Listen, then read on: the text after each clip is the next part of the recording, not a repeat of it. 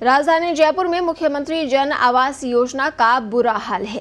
सरकार की ओर से मिलने वाली छूट का लाभ लेने के लिए बिल्डर्स और डेवलपर्स ने पंजीयन तो करवा लिया, लेकिन तय समय में निर्माण नहीं हुआ।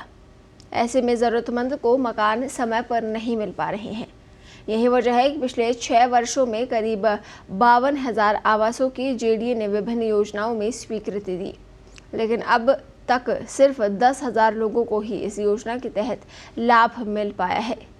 इतना ही नहीं, अभी महज 3500 आवासों का ही काम चल रहा है। मौजूदा स्थिति की बात करें तो जेडीए पिछले कुछ सालों से यही सही तरह से ध्यान भी नहीं दे पा रहा है। बैठकों में बड़ी बड़ी बातें होती हैं, लेकिन उनको लागू नहीं किया जाता।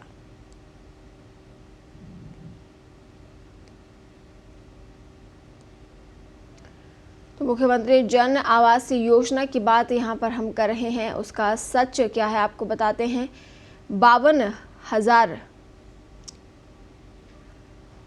को मंजूरी मिल चुकी है, लेकिन उनमें से 10,000 को ही अभी तक लोगों को दिया गया है, आवंटन हो चुका है।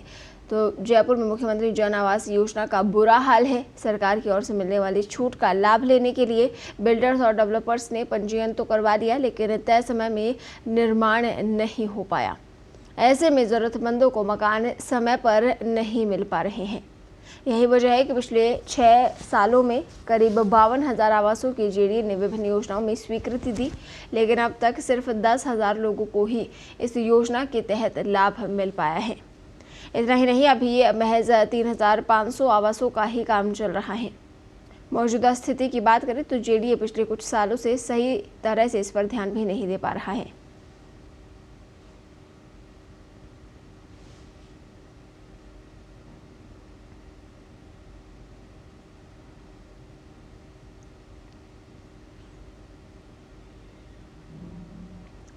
तो निर्देश जो हवा हुए आपको बताते हैं। जुलाई में मुख्यमंत्री जन आवास योजना को लेकर बैठक में तय हुआ था कि निगरानी के लिए संयुक्त आयुक्त की अध्यक्षता में प्रकोष्ठ का गठन किया जाएगा।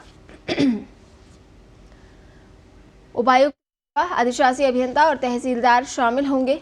जोन वाइज डेटा जेडीए की वेबसाइट पर अपलोड होगा।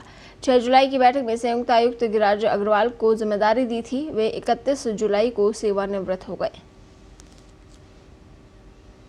इसके बाद श्याम सुंदर वर्मा को संयुक्त आयुक्त की अतिरिक्त जिम्मेदारी दी है। वे अब तक काम को बेहतर तरीके से नहीं कर पा रहे हैं।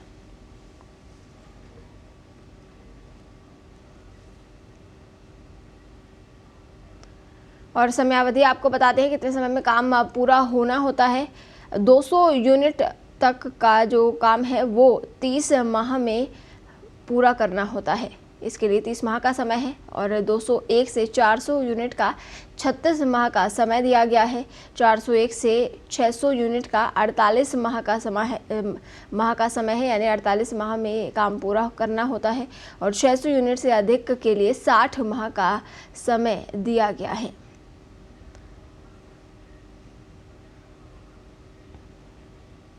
और सजा का प्रावधान क्या है आपको बताते हैं। तय समय में डेवलपर्स निर्माण कार्य पूरा नहीं करता है तो 5,000 रुपये से 20,000 रुपये प्रति यूनिट सजा का प्रावधान है। तय समय के बाद 12 महीने और होने पर यदि निर्माण पूरा नहीं होता है तो नियमानुसार कार्रवाई किए जाने का प्रावधान है।